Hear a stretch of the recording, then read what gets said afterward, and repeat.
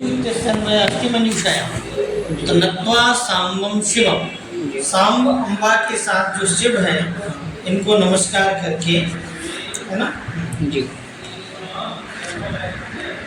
वैयाकरण सिद्धांत मंजुषैषा विरच्यते, ना वैयाकरण सिद्धांत मंजूषा और लघु त्रैवन्वेति, है ना। तो वैयाकरण सिद्धांत लघु मंजूषा, ठीक है जी। लघु मंजूषैषा विरच्यते, मंजूषैषा विरच्यते, एषा वैयाकरण सिद्धांत लघु लघु मंजूषा मया विरच्यते। केन विरच्यते? नागेश भट्ट विदुषा विरच्यते, है ना। आम्।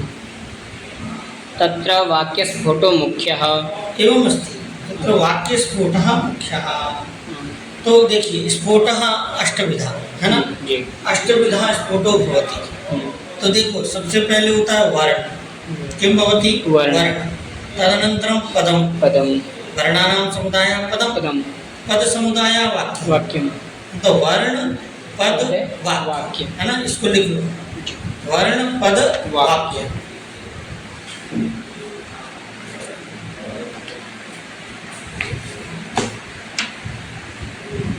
वर्ण पद वाक्य, देखो वर्ण,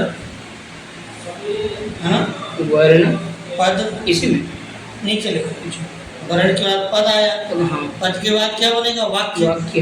अब ये वर्ण पद वाक्य दो दो प्रकार के होते हैं, जैसे जाति और व्यक्ति। जाति और व्यक्ति। जाति किं भवति? न्यायशास्त्रमधीतं तर्कसंग्रह ग्रन्थः, तत्र जाति लक्षणम् आगतं नित्यत्वे सति अनेक संवेदत्वं न पठितं, सामान्यं द्विविधं परम अपरम च। तो देखिए नित्यत्वे सति अनेक संवेदत्वं, अनेक समवाय संबंधः पठितः, पंचसु मध्येषु भवति समवाय संबंधः, जाति व्यक्त्योः गुणगुणिनोः क्रिया क्रियावतोः अवयव अवयविनोः नित्य द्रव्य विशेषेषु, है ना। तर्हि अनयोर मध्ये का संबंधः? समवाय संबंधः। जाति व्यक्ति और मध्य का संबंध समवाय संबंधः। यथा गौ इति व्यक्तिः तदा तन्निष्ठा जाति गोत्वं, गोत्वम् इति गवी अस्ति केन संबंधेन? समवाय संबंधेन। ब्राह्मण इति जाति ब्राह्मणत्वं, ब्राह्मणत्वं जाति ब्राह्मण इति व्यक्ति, तर्हि ब्राह्मणत्वं ब्राह्मणे केन संबंधेन? समवाय संबंधेन। स्पष्टं? तर्हि अत्रापि जाति और व्यक्ति भेदेन ये स्फोट दो प्रकार का हो जाता है ना। तो वर्ण है ना, तो वर्ण जाति स्फोटः किं भविष्यति? जाति स्फोट। जाति और व्यक्ति भेदेन, जाति व्यक्ति भेदेन, है ना, ये तीन है ना। पुनः द्विविधा, पुनः द्विविधा, ठीक है ना। तो वर्ण पद वाक्य बना। अब हम क्या लिख सकते हैं? वर्ण जाति स्फोटः, ये स्फोट है ना जी। तो वर्ण जाति स्फोटः और वर्ण व्यक्ति स्फोटः। वर्ण जो स्फोट था वो दो प्रकार का हो गया, वर्ण जाति स्फोट, वर्ण व्यक्ति स्फोट। पद जाति स्फोटः, पद व्यक्ति स्फोटः, पद व्यक्ति स्फोटः, पद व्यक्ति स्फोटः। वाक्य जाति स्फोटः, वाक्य व्यक्ति स्फोटः, वाक्य व्यक्ति स्फोटः, व्यक्ति स्फोटः। याद करने में सरल हो जाएगा जी। तो वर्ण पद वाक्य, इसको वहां कुछ कर, वर्ण पद वाक्य रूपेण, है ना। तो पुनः जाति, तो वर्ण व्यक्ति, वर्ण जाति स्फोट, वर्ण व्यक्ति स्फोट, पद जाति स्फोटा, पद व्यक्ति, वाक्य जाति स्फोटा, वाक्य। ठीक है। अब क्या होता है कि हम पद का प्रयोग कर सकते हैं, वर्ण का प्रयोग तो नहीं करते हैं, कभी भी वर्ण का प्रयोग नहीं होता है ना। पद का प्रयोग कर सकते हैं और वाक्य का प्रयोग कर सकते हैं, है ना। ग्रामम शुद्ध है, रामः इत्यपि शुद्धम अस्ति, तो ये रा आम ये कोई प्रयोग नहीं करेगा, समझ गए। तो अब दो प्रकार का और होता है, 6 हो गए, 7वां ये नंबरिंग कर लेना, 1 2 3 4 5 6, ठीक है। 7वां क्या होता है? अखंड पद स्फोट। क्या होता है? अखंड पदस्फोट। पद स्फोट। ठीक। और आठवां होता है अखंड वाक्य स्फोट। क्या होता है? अखंड वाक्य स्फोट। वाक्य स्फोट। कितने हो गए? हाँ। तो याद करने के लिए सही रहेगा अखंड पद स्फोट और अखंड वाक्य। अखंड वर्ण स्फोट नहीं होता है ना, क्योंकि वर्ण तो स्वयं ही अखंड होता है, क्योंकि वर्ण से कुछ नीचे है नहीं। पद सखंड भी होता है और अखंड भी होता है ना, इसलिए अखंड पद स्फोट और अखंड वाक्य स्फोट। ठीक है, आए समझ में? तो स्फोट कितने प्रकार के होते हैं? 8 प्रकार के। तो नागेश कहते हैं इन 8 प्रकार के स्फोट में वाक्य स्फोट मुख्य होता है। क्या होता है? वाक्य स्फोट मुख्य, क्योंकि हम वाक्य से ही वयम प्रयोगों करते हैं। आए समझ में? जी। पढ़ो। तत्र हाँ लोके तस्य वार्तबोधकत्वात् तस्यैव अर्थबोधकत्वात् तेनैव अर्थसमाप्तिश्च, है ना? जी। लोक में उसी वाक्य के द्वारा ही अर्थ की बोधकता होती है। जी। हम वाक्य में ब्रूमः रामः देव विद्यालयं गच्छति, यदि केवल बोलेगा रामः पुनः जिज्ञासा होती किं करोति, केवलं वयं वदामः विद्यालयं पुनः कः गच्छति, केवलं गच्छति तर्हि कः गच्छति, एवं रूपेण एक पद प्रयोगे जिज्ञासायाः शांति ही न जायते। तस्मात् वाक्यस्य वयं प्रयोगं कुर्मः, है ना? तेनैव अर्थ समाप्तिश्च, वाक्य से ही अर्थ का बोध होता है और वाक्य से ही अर्थ की समाप्ति होती है ना?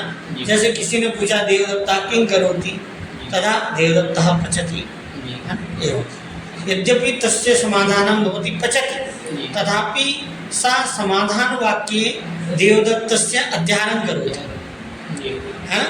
यदि कश्चन पृच्छति देवदत्ता किं करोति, तदा सा वदति पचति, तदा यः श्रोता सा पचति इत्यत्र अध्ययनं करोति या देवदत्ता पचति स्वयमेव। अवगतम्? एवं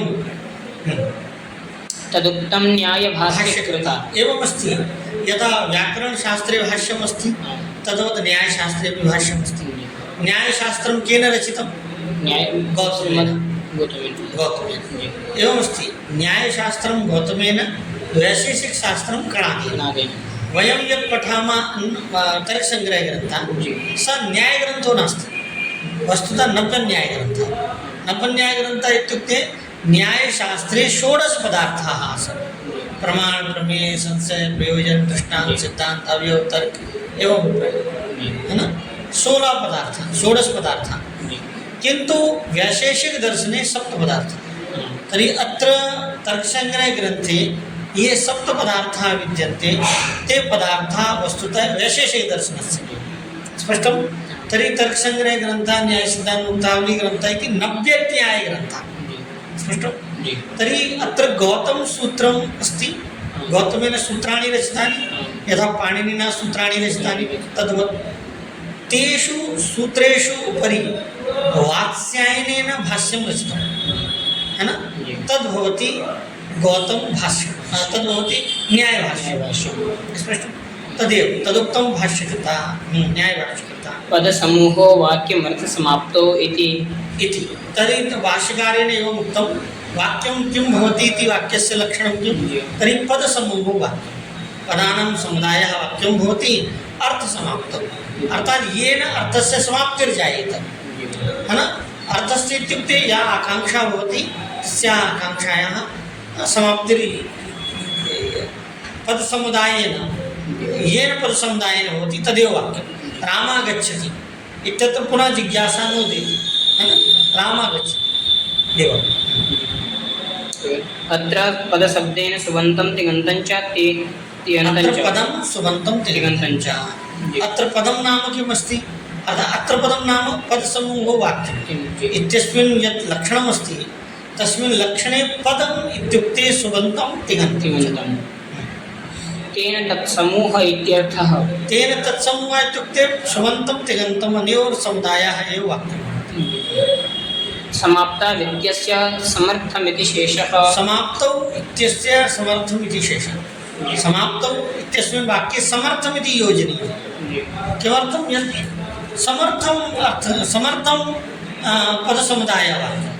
समर्थम नाम जैसे पद समुदाय रामः स्वः कृष्णः एवं भी भवति किंतु इदं वाक्यं नास्ति, क्योंकि राम और कृष्ण में सामर्थ्य नहीं है। दोनों पदों में एक आकांक्षा होनी चाहिए, है ना। तो आकांक्षा किसकी होती? कारकस्य आकांक्षा होती क्रियापदेन से। राम इत्यस्य आकांक्षा होती क्रियाया क्रियया सह।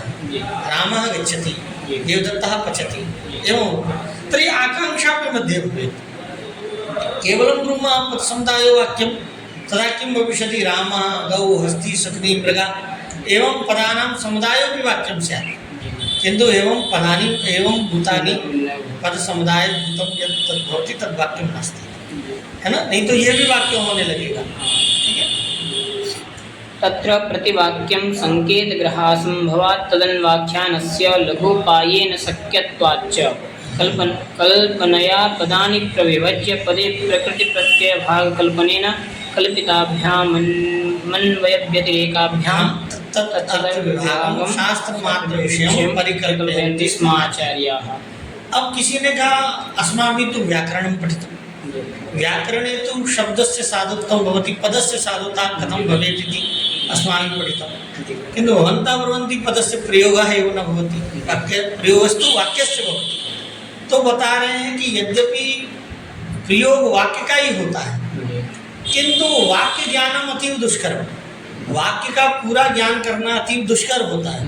इसलिए हम क्या कर सकते हैं कि छोटे छोटे खंड करके उसका ज्ञान कर सकते हैं, है ना। जैसे कोई व्यक्ति बिल्डिंग बनाना चाहता है, भवनम निर्मातुम् इच्छति, किंतु तस्य कृते युगपत् भवन निर्माणं कर्तुं न शक्यते। शनैः शनैः कथं तत्र किं किम् आवश्यकं तद् योजयित्वैव भवन निर्माणं भवति, तद्वत् तत्रापि यद्यपि प्रयोगस्तु वाक्यस्य, किंतु एवं प्रतिवाक्ये शक्ति संकेत ग्रह असंभव। पाणिनि व्याकरण वाक्य की शक्ति बताता तो दिक्कत होती, क्योंकि वाक्य तो अनंत है। रामा ग्रामं गच्छति, रामा विद्यालयं गच्छति, रामा अपरं गच्छति। तर्हि रामा गच्छति इति समानम् अस्ति, किन्तु कर्मभेदेन अपि वाक्यं विद्यते। कुत्रचित् क्रियाभेदेन वाक्यं विद्यते, कुत्रचित् कर्तृभेदेन वाक्यं विद्यते। तर्हि किं कृतम् इति प्रतिवाक्य में संकेत ग्रह असंभव है। तो क्या किया? प्रतिवाक्ये संकेत ग्रह असंभवात् तद अनुवाख्यानस्य, और उस वाक्यस्य अनुवाख्यानस्य लघुपायेन अशक्यत्वाच्च। दो परेशानियां हैं कि हम एक तो प्रतिवाक्य का संकेत ग्रह नहीं कर सकते, जैसे राम का संकेत ग्रह कर सकते हैं, लेकिन वाक्य का नहीं कर सकते, क्योंकि रामा गच्छति इति स्वतंत्र वाक्य, पुनः रामा पठति इत्यपि वाक्य। तो एक एक वाक्य का तो अनंत वाक्य है, और असंभव हो गया पहले, है ना। तद अनुवाक्यस्य संकेत ग्रह असंभव। और उनका यदि अनुवाख्यान करें, तोड़ करके व्याख्यान करें, तो कहा कि लघु उपायेन अशक्यत्वा, हो तो सकता है लेकिन लघु उपाय नहीं बनेगा, है ना। इसलिए लघु क्या है? हमने क्या किया, वहाँ पर कल्पनया, वहाँ पर कल्पना कर ली, पदानि प्रविभज्य।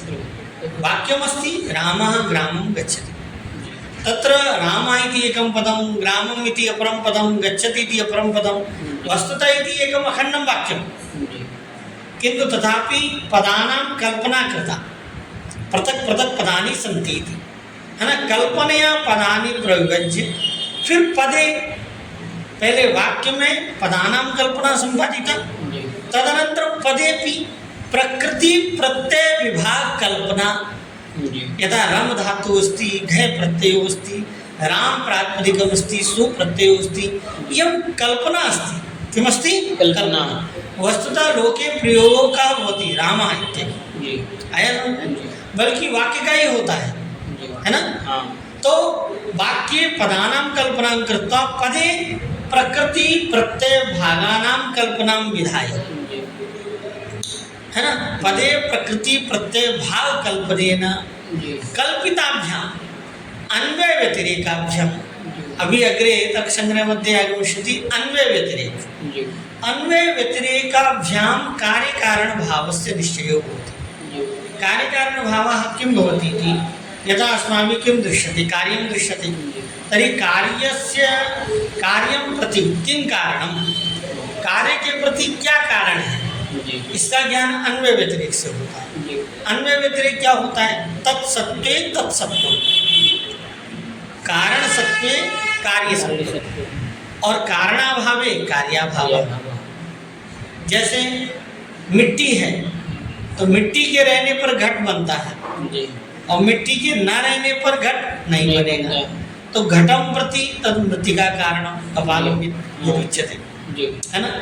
यदि वहीं पर कोई राशम खड़ा है, गधा मिट्टी लेके आया था वो भी खड़ा, तो वो कारण नहीं है, क्योंकि राशम के रहने पर घड़ा बना, ठीक है, नहीं रहेगा तब भी घड़ा बन जाएगा। आगे समझ। तो जिसके रहने पर कार्य होता है और जिसके न रहने पर कार्य नहीं होता है, वही उस कार्य के प्रति कारण होता है।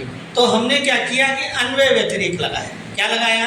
जैसे रम धातु का अर्थ क्रीड़ा है, सुऔजस इत्यस्य अर्थ होती प्रातिपदिकार्थ।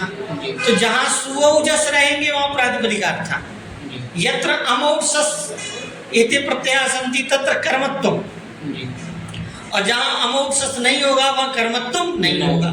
तो ये भी हमने अन्वय व्यतिरेक के द्वारा कल्पना है। क्या है? कल्पना। तो अन्वय व्यतिरेकाभ्याम तद अर्थ विभागम, जितना अर्थ विभाग है, कर्मणि द्वितीया होती, कर्तरि तृतीया होती, है ना, ये सब मतलब टाभ्याम हिस् एते प्रत्ययानाम शक्ति कुत्र अस्ति? कर्तरि अस्ति। कर्ता में तृतीया आती है, तो तृतीया का अर्थ क्या होता है? कर्ता होता है ना। तो ये सारी शक्तियाँ क्या शास्त्र मात्र विषय परिकल्पयन्ति स्म आचार्य। ये जो आचार्य हैं कौन? जैसे हम पाणिनि व्याकरण पढ़ते हैं तो पाणिनि, यदि वयम भिन्नम व्याकरण पढ़ामा, सारस्वत व्याकरण पढ़ेंगे या ऐन्द्र चांद्र जो मिलते हैं वो पढ़ेंगे, तो वहाँ कोई दूसरे प्रत्यय है। जैसे पाणिनि ने सुऔजस प्रत्यय कहे, उन लोगों ने कोई दूसरे प्रत्यय कहे, इसलिए आंग नाम का आंगितिका संज्ञा, प्राचीनों ने आंग नाम का प्रत्यय बोला था, उसमें भी आवश्यकता है, पाणिनि ने टा कर दिया, उसमें भी आवश्यकता है ना। आगे समझ। तो इसीलिए अपने अपने आचार्य जो है अपने अपने नियम बनाते हैं, लेकिन रामेण इति रूपम भवति, रामेण इति रूपम भवति। स्पष्टम। तो शास्त्र मात्र विषयम परिकल्पयन्ति स्म आचार्य एतदेव अभिप्रेत्य। इसी को लेकर के विभाषा सुपः इति सूत्रे कैयटः, विभाषा सुपः इति सूत्रे कैयटः ब्रवीति किम अन्वय व्यतिरेकाभ्याम प्रकृति प्रत्ययानाम इह शास्त्रे अर्थवत्ता परिकल्पनात्। अन्वय व्यतिरेकाभ्याम प्रकृति प्रत्ययानाम, प्रकृति और प्रत्यय दोनों ही काल्पनिक हैं, है ना। प्रकृति प्रत्ययानाम इह शास्त्रे, पाणिनीय शास्त्रे, अर्थवत्ता परिकल्पना, निश्चित नहीं है, कल्पना की है ना। तो क्योंकि ये इसीलिए कैयट बोलते हैं कि हर एक व्याकरण का अपना अपना महत्व है, और हम लोग इसे काल्पनिक, हमने एक काल्पनिक कल्पना की है ना। जैसे कोई शेर का चित्र बनाता है ना, जैसे कोई जब चित्र बनाता है तो पहले शेर बनाता है, पहले नाक बनाता है, लेकिन वस्तुतः है ऐसा तो नहीं है कि पहले शेर बना फिर नाक बनी फिर पैर बना। अरे पूरा का पूरा आदमी निकला है, सब एक साथ आए ना। लेकिन हमको समझने के लिए हम ऐसा करते हैं, ठीक है। तत्तद अवयव तत्तदर्थ बोधनेन समुदायस्य समुदायार्थस्य च बोधने तात्पर्य ऋषि। अब ऋषियों का तात्पर्य, ऋषि का क्यों ऐसा करते हैं ऋषि? तो तत्तद अवयव तत्तद अर्थ बोधने, पहले हमने अवयव का ज्ञान किया, जैसे राम प्रातिपदिक है, सुप्रत्यय है, तो तत्तद अवयव, फिर उसके अर्थ का बोध किया, है ना। तत्तद अवयव और तत्तद अर्थ बोधने समुदाय से राम, इस समुदाय का ज्ञान हो गया कि राम प्रकृति है, सुप्रत्यय है, प्रत्यय के अर्थ प्रातिपदिकार्थ है, ते प्रथमापति तो राम। फिर समुदाय से समुदायार्थस्य च बोधने, फिर समुदाय बना, फिर समुदाय का कुछ अर्थ निकला, यही बोधन है। इसी बोधन में तात्पर्य होती ऋषिणा, है ना, पाणिनि कात्यायन पतंजलि का।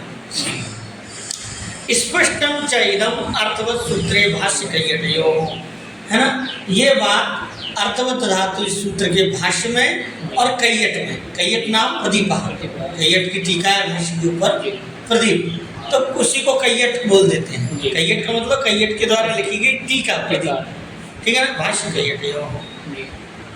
श्रुति वाक्यादीनां बलाबल विचार कल्पनार्थं च तत्कल्पना इति बोध्यम्। जैसे श्रुति वाक्यादि, श्रुति वाक्य भवति वेद वाक्य, तो बलाबल विचार कल्पनार्थ, जैसे वहाँ पर हम बलाबल के विचार के कल्पना के लिए एक रीति बनाई गई है कि कौन सा श्रुति वाक्य बलवान होता है ना, तो वहाँ अलग रीति, जैसे हमारे यहाँ है कि किम सूत्रम बलवत पर नित्यांतरंगापवादानाम उत्तरोत्तरम बलीया, है ना, यया यत्र युगपत् कार्यम प्राप्तम तदा किं कार्यम भवेत् एतन्नियामकम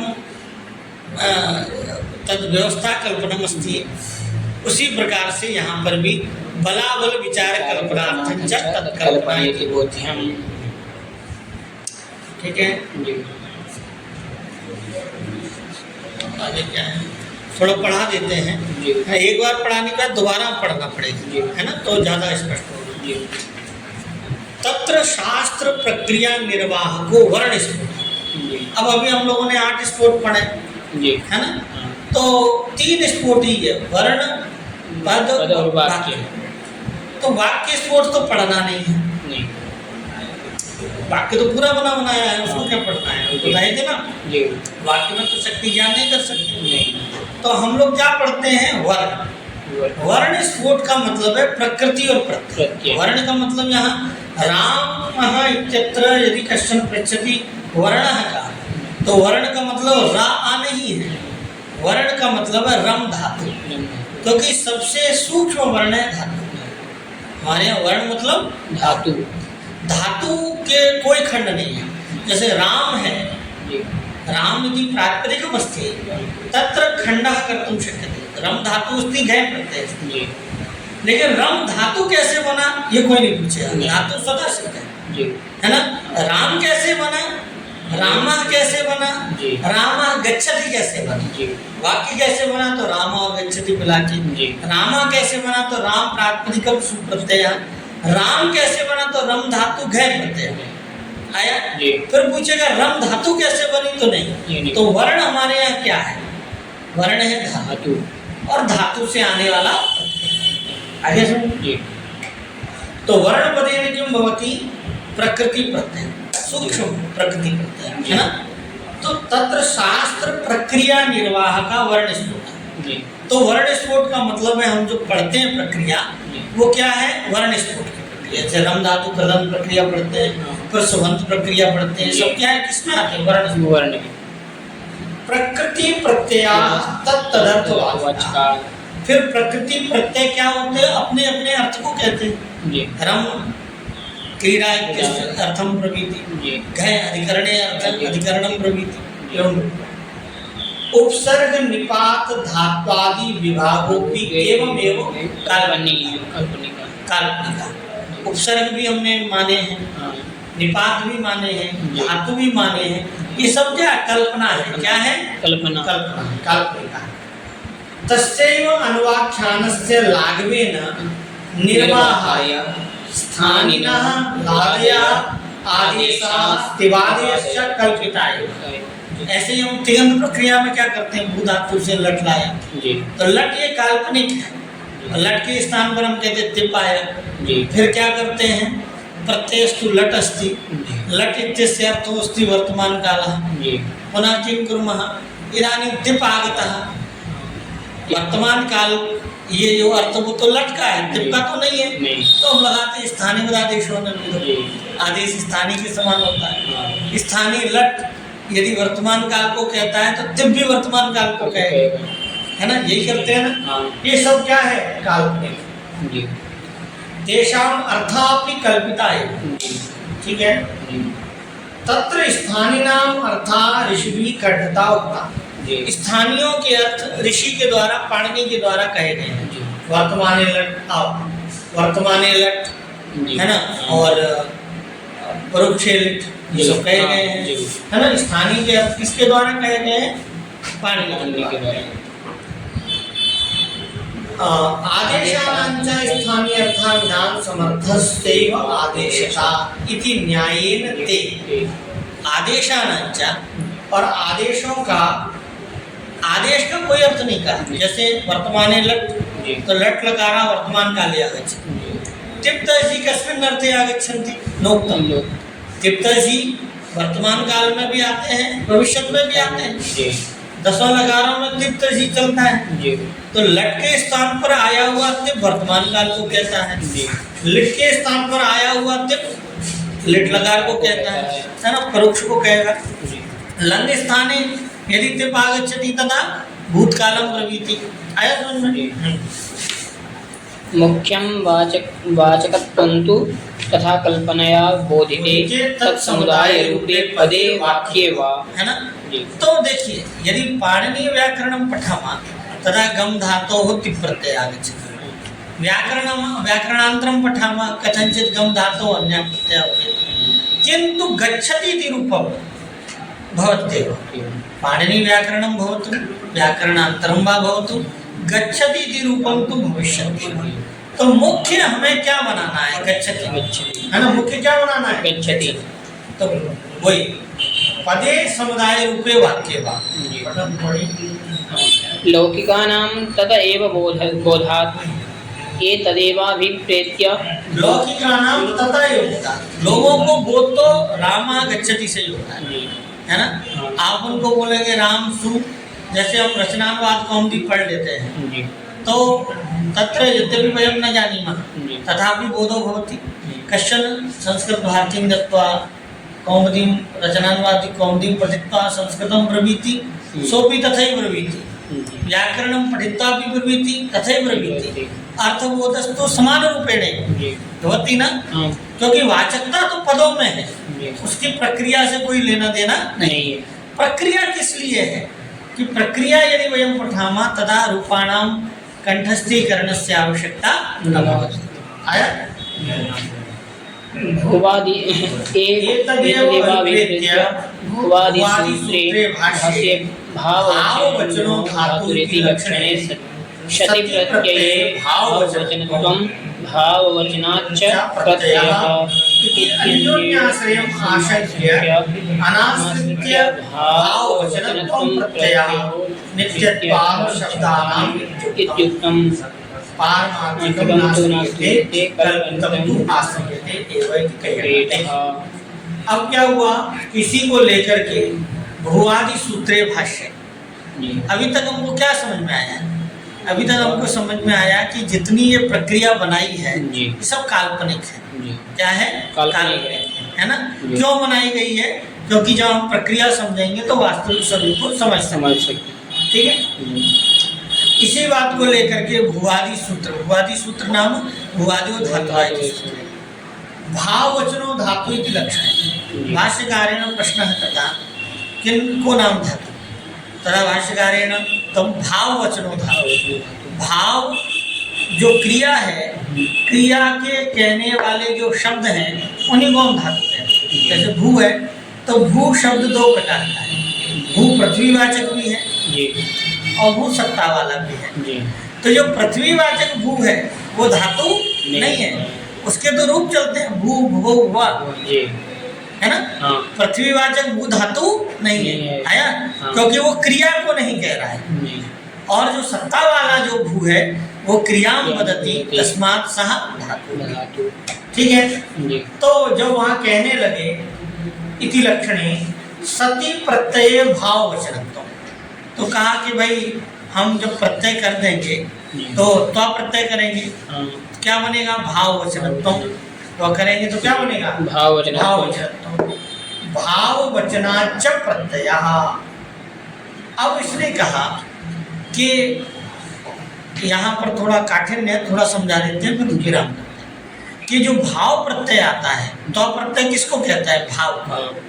भाव मतलब धर्म। जैसे गो से तो आएगा तो गोत्व धर्म जिसे हम जाति कहते हैं, ब्राह्मण से तो आएगा तो ब्राह्मणत्व धर्म जिसे जाति कहेंगे। तो भाव वचन और उसी भाव को कहने के लिए तो आएगा। जी। तो भाव वचनत्व का अर्थ क्या हो जाएगा? भाव क्या हो जाएगा? भाव। तो कहा कि भाई अब भाव को कहने के लिए भाव तो लगाने की आवश्यकता ही नहीं है, क्योंकि प्रकृति में भी भाव लगा है ना, भाव। तो वही कह रहे है ना। तो कहा भाव वचनत्वम, भाव वचनाच प्रत्यय इति अन्योन्याश्रय, ऐसा अन्योन्याश्रय हो गया। तो अन्योन्याश्रय आशंक्य अनाश्रित्य भाव वचनत्वम प्रत्ययो। तो भाव वचनत्वम प्रत्यय, ये नित्यत्वात् शब्दानाम, ये जो नित्यत्वात् शब्दानाम नित्यत्व, क्योंकि शब्द हमारे यहाँ क्या है? नित्य है ना। इति कैसी नित्यता मानी? तो कहा कि पारमार्थिकम नाश्रियते कल्पितम तु आश्रियते। एक नित्यता होती है पारमार्थिक, एक होती है प्रवाह नित्यता। जैसे हम जो नदी का जल जिसमें स्नान करते हैं, है ना, तो हम क्या कहते हैं? नद्याम गंगायाम मया स्नानं कृतम्, है ना। सैव नदी अस्ति, सैव गंगा विद्यते, गत दिने मया अत्र स्नानं विहितम्। लेकिन जिस जल में आपने स्नान किया था वो जल तो निकल गया आगे, क्योंकि गंगा तो नित्य प्रवाहमान है ना, ठीक है ना। जिस जल में आपने स्नान किया था वो कहाँ पहुँच गया? वो तो पहुँच गया काफी आगे, 24 घंटे में। लेकिन फिर भी हम व्यवहार क्या करते हैं कि वही गंगा जल है, जबकि वो गंगा जल नहीं है। इसी प्रकार से जो दीपक जलता है जब, तो सेयम दीप कलिका, दीपक प्रतिक्षण जल रहा है ना, और वो लो जलती और बुझ नष्ट होती रहती है, नई नई लो आ रही है। लेकिन हम अनुभव क्या करते हैं कि वही सेयम दीप कलिका। तो ये जो नित्यता होती है इसको प्रवाह नित्यता बोलते हैं। क्या है? प्रवाह। जैसे हम नहीं रहेंगे, तुम नहीं रहोगे, और लोग नहीं रहेंगे, लेकिन कोई तो रहेगा, आपकी संतति तो रहेगी। आज राम जी नहीं है, कृष्ण जी नहीं है, लेकिन उनके वंशज के हम जैसे लोग तो बचे हैं ना। इसको बोलते हैं प्रवाह नित्यता। क्या बोलते हैं? प्रवाह नित्यता। कि मनुष्य की संतति रहेगी आगे। और एक नित्य होता है कूटस्थ नित्य, जिसका कभी नाश नहीं होता। जैसे अंतरिक्ष पहले भी था, पृथ्वी पहले भी थी, ये कभी नष्ट नहीं हो, है ना। ऐसा नहीं है कि ये वाली नष्ट होगी दूसरी होगी। जैसे हम चले गए, हमारे पुत्र पौत्र आदि हैं, ऐसा नहीं है। पृथ्वी यही थी, अंतरिक्ष यही था, है ना। सूरज वही था, सूर्य। इसको क्या बोलते हैं? कूटस्थ नित्य। थोड़ा और जाओगे तो पता लगेगा, एक ब्रह्म नाम का तत्व है। जैसे परमाणु, न्याय शास्त्र की मस्ती परमाणु, वेदांत शास्त्र ब्रह्म अस्ति, ये सब कूटस्थ। चलिए, तो यहाँ क्या है कि पारमार्थिकम नाश्रियते कल्पितम तो आश्रियते, कल्पित तो आश्रियते। बस 2 लाइन और है। एवं च स्थानीनाम वाचकत्वम आदेशानाम वा। जैसे कोई ये झगड़ा करे कि वर्तमान जो अर्थ है ये लटका है कि तिपका है। गच्छति इत्यत्र वर्तमान कालः इति अर्थः लट इत्यस्य अर्थो अस्ति अथवा तिप् प्रत्ययस्य अयं विचारो अस्ति। तदा वस्तुतः न लट इत्यस्य अस्ति न तिप् इत्यस्य अस्ति, अपितु गच्छति इति पदस्यैव वर्तमान कालः। गम के साथ जो गच्छति लगा है इसी का है, क्योंकि ये लट भी काल्पनिक है और तिप भी काल्पनिक है। आ गया ना, वही है। एवं च स्थानीनां वाचकत्वम आदेशानां वा इत्यादि विचारो निष्फल एव। क्यों? कल्पित वाचकत्वस्य उभयत्रापि सत्त्वात्, है ना। लट में भी वर्तमान कालत्व काल्पनिक है और तिप में भी काल्पनिक है ना। व्याकरण भेदेन स्थानीनां भेदेपि न क्षतिः। जैसे व्याकरण दूसरा पढ़ेंगे तो दूसरी प्रक्रिया होगी, है ना, और तीसरा पढ़ेंगे तो अलग प्रक्रिया होगी, लेकिन प्रत्येक प्रक्रिया से बनेगा क्या? गच्छति। उदाहरण दे रहे हैं, जैसे व्याकरण भेदेन स्थानीनां भेदेपि, है ना, न क्षति। क्यों? लिपीनां भेदे भेद इव। जैसे लिपियों के भेद से आज हम लिखते हैं ना, कहाँ जा रहे हो तो क्या लिखते हो? KHAN, कहाँ, जे जा, है ना। तो बात वही है। और चाहे आप ऐसा लिखिए जा, बात तो वही है। लिपि के भेद से अर्थ में कोई भेद आया नहीं। लिपि बदल गई ना, अब रोमन लिपि चलती है, जी कोई देवनागरी नहीं लिखता। जी लेकिन भाषा क्या है? हिंदी। अब वो अंग्रेजी में लिखा है, किसी अंग्रेज से को बता, इसको पढ़ के बता, जी क्या पढ़ के बताएगा? उसको कुछ आएगा ही नहीं। जी वो क्या जाने के एच का क्या मतलब है, जे का क्या मतलब है। जी भाषा क्या है? हिंदी। हिंदी। लिपि क्या है? रोमन। समझ गए ना? जी जैसे हम लिखे आई एम टीचर, तो आ ई लिख दें, आई एम, है ना। लिपि तो हो गई देवनागरी, जी है ना। और लेकिन भाषा क्या है? अंग्रेजी। तो हिंदी वाला कोई अर्थ बता पाएगा? नहीं लिपि है, वो शब्द पढ़ लेगा लेकिन अर्थ नहीं बता। तो लिपि के भेद से अर्थ में भेद नहीं आता ना। जैसे आपको कोई कन्नड़ वाला कन्नड़ में लिखेगा, तेलुगु वाला तेलुगु में लिखेगा, आप लोग अपना लिखेंगे। समझ गए? इसी प्रकार से यहाँ पर अर्थ में कोई भेद नहीं है। जलम, ठीक है जी पंडित जी, याद करना पड़ेगा, है ना। थोड़ा थोड़ा याद करिए, पहले पढ़ लीजिए, थोड़ा याद करना भी चालू करिए। 10 बजे यहाँ आ जाइए, प्रथम पाठ इसको कर लीजिए, है ना।